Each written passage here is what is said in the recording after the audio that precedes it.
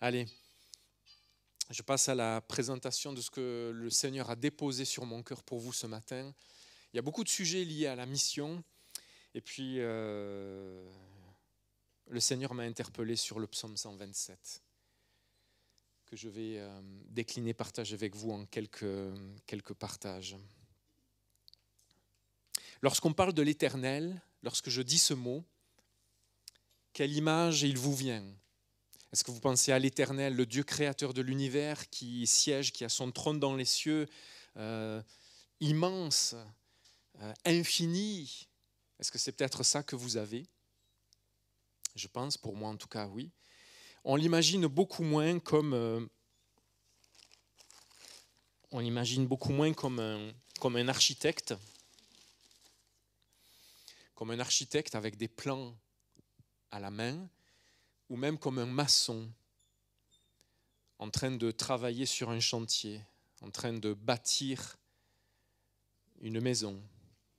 On l'imagine peut-être moins comme sentinelle, comme veilleur, avec ses jumelles autour du cou, attentionné, attentif. On imagine peut-être moins l'Éternel ainsi. Et pourtant, je lis, « Si l'Éternel ne bâtit la maison, ceux qui la bâtissent travaillent en vain, c'est creux, c'est vide, il y a quelque chose de faux et il y aura à un moment donné de la déception. Ça ne vaut pas la peine, je paraphrase. Si l'Éternel ne garde la ville, celui qui la garde travaille en vain. C'est vide, c'est creux, il n'y aura pas de fruits, c'est même risqué. En vain, vous vous levez le matin, vous vous couchez tard le soir et vous mangez ce pain de douleur, de souffrance. C'est dur, on galère, on ne voit pas de fruits, c'est pesant. En fait, il en donne autant à ses bien-aimés pendant leur sommeil, pendant le repos qu'ils prennent, pendant la paix dont ils peuvent jouir. Ces images, elles étaient parlantes pour l'époque, elles avaient du sens, bâtir une maison, un édifice ou un bâtiment, un entrepôt de stockage pour le grain, pour les récoltes. Donc c'était parlant pour les gens. Et garder la ville, c'était aussi quelque chose qui avait du sens parce qu'à l'époque, il y avait beaucoup d'instabilité, beaucoup d'invasions, de guerres, de luttes de pouvoir et de territoire. Donc c'était des images marquantes. Pour nous, peut-être ça nous parle moins, mais on pourrait dire que ce sont des images qui concernent le fait de bâtir, le fait d'établir, de garder, de protéger quelque chose de nécessaire ou quelque chose qui a du prix. La vie, par exemple. Et tous les domaines ou chacun des domaines qu'elle contient, qui la composent. Ta vie. Ta vie. Je vais aller un peu plus loin. Quand il est question de si l'Éternel ne bâtit la maison, c'est plus que l'inviter à bénir ton chantier, celui sur lequel toi tu travailles, ton projet, ta réalisation que tu as déjà mené, accompli, et tu dis, ah Seigneur, viens maintenant s'il te plaît. Viens, sois là derrière moi. Non, c'est plus que ça. C'est plus que l'inviter à se tenir là sur un strapontin du chantier au cas où. Si jamais il y avait quelque chose qui se passait dans ton projet, dans ta réalisation, dans ce que toi tu veux faire. C'est plus que ça. C'est le laisser décider, le laisser nous montrer, le laisser nous conduire, le laisser agir, le laisser nous reprendre, le laisser nous corriger. C'est le laisser être à l'œuvre selon sa stratégie, son temps. Il y a donc une idée de dépendance respectueuse au Seigneur, à ses conseils, à sa volonté. Il y a donc un désir d'acceptation docile, une reconnaissance que obéir à sa volonté, qui est le meilleur pour nous, c'est ce qu'il y a de mieux. C'est donc croire qu'il sait ce qu'il y a de mieux pour nous. Et lui faire confiance. Lui faire confiance. En Genèse 26, je passe assez rapidement, il y a une famille dans le pays, je suis allé trop vite. Et Isaac, qui est déjà avec sa famille, Rebecca, Joseph, Ésaü, il y a toute sa maison, Isaac se dirige vers Abimelech, roi des Philistins, à Guérar. Il se pose la question de ce qu'il va faire. Et en fait, il a des projets de quitter ce lieu. À vue humaine, c'est normal. À vue humaine, on analyse une situation, on se fait ses propres stratégies, on se dit, mais voilà, je vois la situation, j'utilise mon intelligence, je réfléchis, je cherche des informations, j'en discute, donc ça c'est normal. Et donc il fait ça, Isaac, et puis il va chercher du secours ailleurs. Il a le projet de quitter ce lieu. Mais l'Éternel lui dit, ne descends pas en Égypte. Séjourne dans ce pays, je serai avec toi, je te bénirai. Je tiendrai le serment, etc. Et Isaac, contre toute intelligence humaine, à contre-courant de ce qu'il a analysé, de ce qu'il voit, il choisit d'obéir. Il choisit de faire confiance à la parole de l'Éternel et à la promesse que l'Éternel lui donne. Un peu plus loin, on va lire que dans ce temps-là, alors que c'est la famine, Isaac va semer dans le pays. Il recueille cette année le centuple. Le centuple, alors que c'est un temps de famine. Si tu ne laisses pas l'Éternel conduire, guider ton projet de semence ou autre, alors c'est vain, c'est futile et c'est risqué. L'importance d'obéir au commandement de l'Éternel. Oui. On parlait de l'image de la construction, mais ça vous fait penser certainement à cette maison qui va être construite, c'est l'enseignement de Jésus, par deux hommes. Un homme sage, un homme prudent et un homme insensé, un homme fou. Qu'est-ce qui distingue ces deux hommes? Vous connaissez la chanson? Ouh, elle est vieille cette chanson. Le fou sur le sable, bâtissant. Qu'est-ce qui distingue ces deux hommes? Le texte nous dit que les deux, ils entendent. Les deux entendent. Les deux pourraient même connaître par cœur. Les deux pourraient même enseigner ce que Jésus dit. Mais il y en a un qui le fait, qui vit, qui met en pratique, et l'autre non. Et c'est ça la différence. Il y en a un qui obéit, qui met en pratique, et l'autre non. Et l'autre va en payer les conséquences parce que sa ruine va être grande. Ce qu'il a fait, tous ses efforts, toute sa construction est vaine. Elle est vaine, il reste du vide. Il n'y a pas de fruit. C'est dur, ces paroles. Mais elles nous interpellent, elles m'interpellaient. Si Jésus n'est pas ton sauveur personnel et Seigneur, le conducteur, l'architecte, le dirigeant, le maître de ta vie, alors elle risque d'être vaine, futile. Et c'est risqué. Si tu n'as pas encore laissé les rênes, le leadership au Seigneur Jésus pour conduire ta vie, pour bâtir la vie qu'il a pour toi, et elle est belle, elle sera belle avec lui.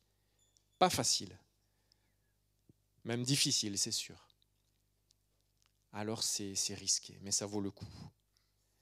C'est vrai que cette attitude de cœur, de soumission respectueuse, cet état d'esprit nous place en position de lâcher prise, de vulnérabilité et de faire confiance au Seigneur. Et avons-nous confiance? Avons-nous cette confiance-là de lui laisser la truelle, de lui laisser les jumelles? Avons-nous confiance en ses stratégies? Avons-nous confiance en sa manière de faire? Une manière de faire qui est folle quelquefois. Parce que lorsqu'il dit à Josué, tu vas prendre Jéricho, mais tu vas le faire comme ça. Faire le tour, sans rien dire. Une fois, 6 fois, et puis ensuite 7 fois.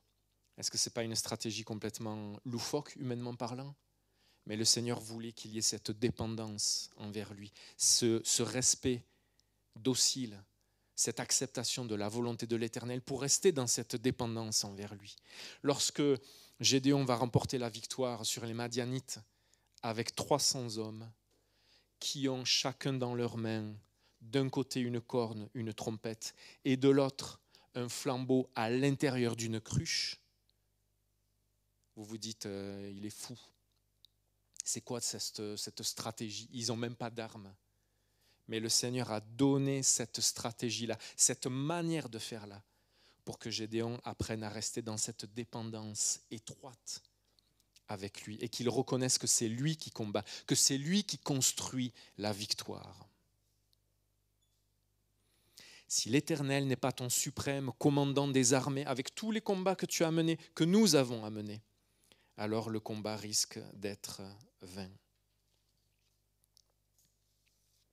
Si l'Éternel ne règne pas sur chacun des domaines de notre vie, alors ça risque d'être vain. Au quotidien, lorsque tu as 100 mails qui t'attendent, un rendez-vous à préparer, une réunion importante qui arrive, et que là, tout doucement, la voix du Seigneur te dit, pose-toi, prends 10 minutes, tranquille, viens chercher ma présence. Qu'est-ce que vous faites? Ou est-ce qu'on se dit, non, j'ai pas le temps, il faut que je fonce, moi je sais comment je vais y arriver. Quand à la maison, c'est le why, qu'on ne sait plus trop comment faire avec l'une, l'autre, etc., qu'il y a plein de trucs, et on se dit, mais il y a ça, ça, ça et ça. Est-ce qu'on accepte de laisser le Seigneur nous donner sa stratégie, de se poser, d'aller chercher son repos, d'aller chercher la quiétude et la paix, de lui faire confiance dans ce combat-là? Quand on a une relation difficile, au travail à gérer, une réunion qui semble très sensible, une décision à prendre, un budget complexe à travailler, est-ce qu'on se dit, Seigneur, tu es le mieux placé, je m'arrête, je me pose, je t'écoute, je t'invite et je te suis. C'est peut-être ça notre appel à la mission, là où le Seigneur nous a placés. Je m'arrête avec ces différentes paroles que vous connaissez. Justement, il y a cette promesse. Il en donne autant à ses bien-aimés pendant leur sommeil, pendant le repos, pendant la paix de leur sommeil. Le sommeil est précieux. On peut être très très riche et pourtant galérer pour le sommeil. C'est une bénédiction. Que le Seigneur nous donne sa paix, son repos. Il y a aussi cette promesse éternelle, tu nous donnes la paix, tu nous donnes ta paix, parce que tout ce que tu nous accordes de pouvoir faire, ce dans quoi nous sommes investis, en fait, c'est toi. C'est toi qui combats pour nous. C'est toi qui donnes de la portée, du sens et des fruits qui perdurent. C'est toi qui le fais pour nous. Alors ça nous met en paix. Amen. Et puis ces autres versets qui nous encouragent à aller chercher la relation personnelle avec lui, à faire notre plaisir de l'intimité en lui. Et puis lui ensuite nous placer, nous guider là où il le désire, alors qu'on lui recommande toutes choses. Amen. Un court témoignage et puis je m'arrête là. Il y en aurait plein, j'en avais noté plein sur ma feuille, mais voilà. À la sortie de mes études, je voulais faire un stage dans tel domaine qui m'intéressait bien pendant une période d'été, une période estivale. Et je me dis, j'ai 2-3 mois, je veux les passer comme ça. Je pense que c'est bien pour moi, ce sera une bonne expérience. C'est vrai, je l'avoue, à côté je priais et je disais, Seigneur, j'ai bien envie de tout ça, mais allez, je te le recommande, je te présente tout ça. Et j'ai fait 36 coups de téléphone, 40 mails, 50 candidatures dans les sociétés, les boîtes qui m'intéressaient. Et puis tout est tombé à l'eau. Et le temps passait, et ça m'énervait, j'étais contrarié, frustré. Et puis voilà ma mère qui a souvent eu un impact dans ma vie spirituelle, comme si le Seigneur l'utilisait. Ma mère me dit, mais puisque finalement il n'y a rien qui débouche, tu n'as qu'à faire une colo. Non, mais ça, c'est pas mon plan, quoi. J'ai pas envie de. Mais la voix, elle reste là, inscrite. Mais puisque tes plans tombent à l'eau, alors quelque part, laisse le Seigneur te montrer ce qu'il veut. Laisse-le. Je donne un coup de téléphone. Un coup de téléphone à une directrice de colo que je connaissais. Ah, mais Philippe, c'est merveilleux. Justement, on manquait de monde, etc. Et voilà. Alors en plus, j'étais à un niveau spirituel moins 15. Parce que je me disais, mais je suis énervé, c'était pas mes plans, c'est pas ce que je voulais. c'était pas la maison, voilà, les plans que j'avais construits pour cet été-là. Je suis arrivé laminé au début des premiers jours de préparation, etc. Mais bon, ça va mieux. Et à la fin de la colo, j'étais trop content. Ça a été une de mes meilleures périodes de vacances et de service. Parce que j'ai vu la joie des enfants. En fait, j'ai donné. J'ai donné voilà, le temps que j'avais, ce que j'étais, j'ai joué, j'ai raconté des histoires, j'ai dormi dehors avec eux, etc. Et j'ai reçu tellement, parce qu'il avait été le bâtisseur, l'architecte de cette période d'été-là. Et c'était le meilleur. C'était ma mission à ce moment-là. C'était l'endroit où il voulait que je sois, auprès des personnes qu'il voulait que je sois, et non pas mes propres plans, mes propres projets, ma propre manière ou vision de voir les choses. Je prie qu'il en soit ainsi pour nous, là où le Seigneur nous place. Amen. Seigneur, merci par ta parole. Tu nous rappelles ce matin que tu as tellement d'amour pour nous que tu veux être cet architecte, ce maçon, ce veilleur, ce gestionnaire de programme, ce conseiller. Tu veux être tout cela pour nous.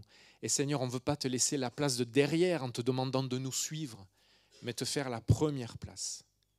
La première place. Te recommander, te parler, te soumettre toutes ces choses-là. Te faire confiance d'une manière aimante, docile. Et puis nous réjouir de te voir agir comme tu le désires, afin que chacune et chacun, nous puissions porter des fruits qui te réjouissent, qui soient à ta gloire, là où tu nous veux, Seigneur, au travail, avec un chef difficile, dans le contexte familial, de voisinage, ou beaucoup plus loin, Seigneur, dans une tribu éloignée, où que ce soit. Seigneur, puissions-nous être fidèles à ce que tu désires et que nos vies te réjouissent. C'est ma prière pour mes bien-aimés ici. Pour nous tous. Amen. Amen.